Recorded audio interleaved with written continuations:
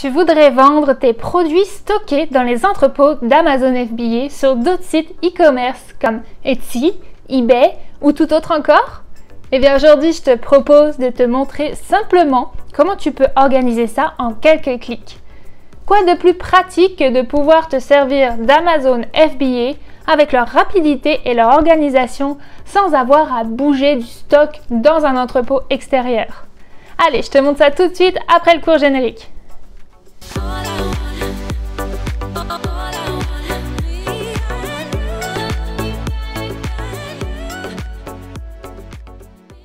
Salut tout le monde, je m'appelle Coralie et je suis vendeuse Amazon à plein temps sur la plateforme des États-Unis. Si vous êtes nouveau sur la chaîne, je partage des conseils et tutoriels pour vous aider à vendre sur Amazon FBA.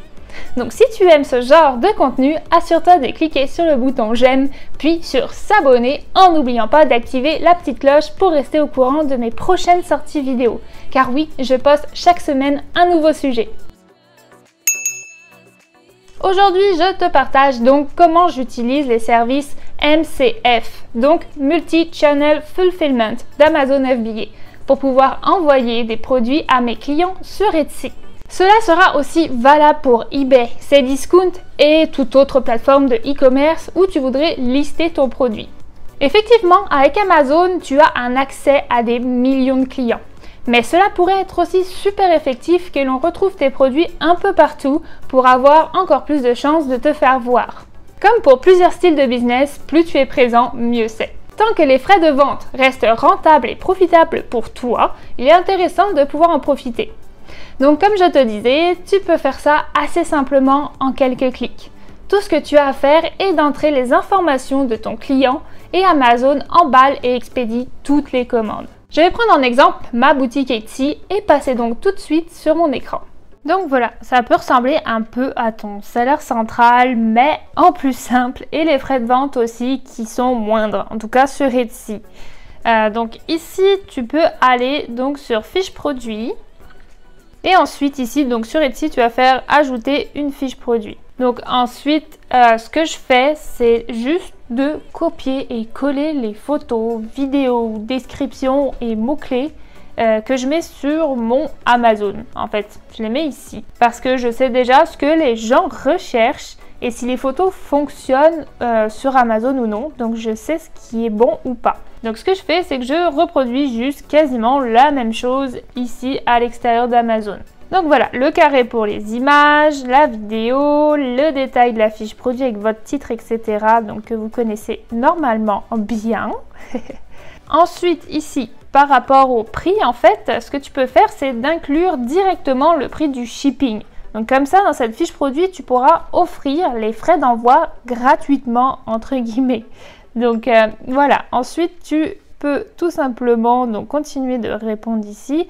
Dans la livraison, tu vas faire renseigner les options de livraison personnalisée et tu vas cocher l'option shipping gratuit. Les poids de l'article et la taille de l'article, bien sûr, tu peux les renseigner pour tes clients, mais ça n'aura pas beaucoup d'impact pour le reste car c'est Amazon qui va faire l'envoi.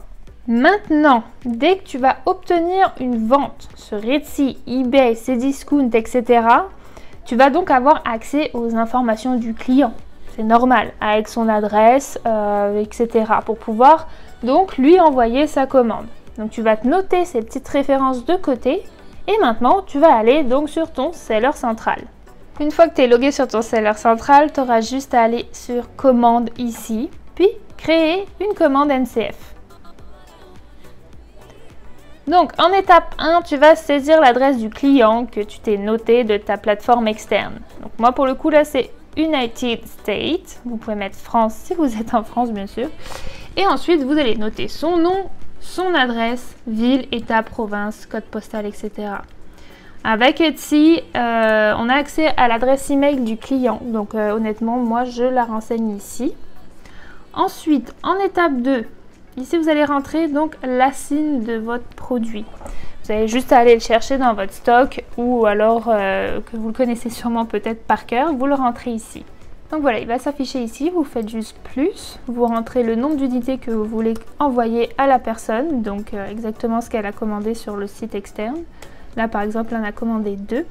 Ensuite, le numéro de la commande. Au lieu d'avoir un chiffre qui sera généré automatiquement pour pouvoir vous y retrouver dans vos commandes, ce que je conseille, c'est de mettre le nom de la plateforme et le nom de la personne. Donc là, je vais mettre Etsy, par exemple, Madame s'appelait Dupont, donc je vais mettre Dupont. Et un petit commentaire, donc en anglais, moi je mettrai Thank you for your order. Bon, voilà, pour l'instant c'est juste ça, assez simple. Une fois que vous avez bien sûr entré les informations ici, donc vous allez devoir sélectionner le mode de livraison. Vous aurez la livraison standard ou la livraison express. Et là, vous allez avoir donc les prix de la livraison. La livraison standard, souvent, se fait entre 1 à 3 jours ouvrés.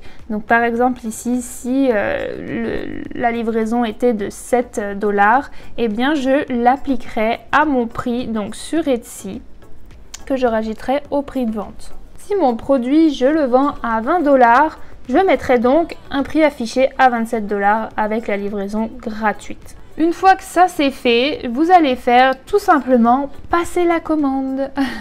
Et voilà, votre commande MCF, donc vente multisite, est passée. Et vous n'avez plus qu'à attendre à ce que le produit soit livré sans rien faire d'autre. Donc, comme vous pouvez le voir, c'est vraiment assez simple à mettre en place. Ici, c'est la technique qui est manuelle. Je pense que tant que vous ne dépassez pas des centaines de commandes par jour, il est tout à fait possible de le faire manuellement sans perdre vraiment du temps. C'est vraiment très raisonnable car tu n'as juste qu'à copier-coller les informations du client et à faire passer la commande. Ensuite, c'est Amazon qui gère tout le reste. Sache que si ton débit d'articles vendus devient trop important, il existe des sites qui peuvent automatiser tout ça pour toi, mais financièrement, tant que tu es capable de le faire à la main, je t'encourage à le faire tout seul.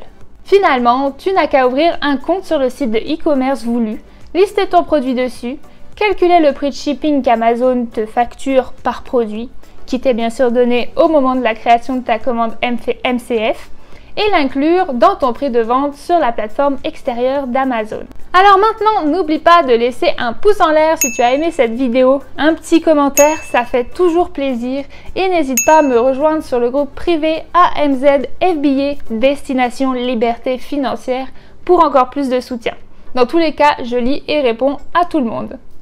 Je vous souhaite sincèrement à tous une belle réussite dans le monde d'Amazon FBA. À bientôt à toute la communauté québécoise, française et tout simplement francophone du monde entier. On lâche rien. Ciao, ciao!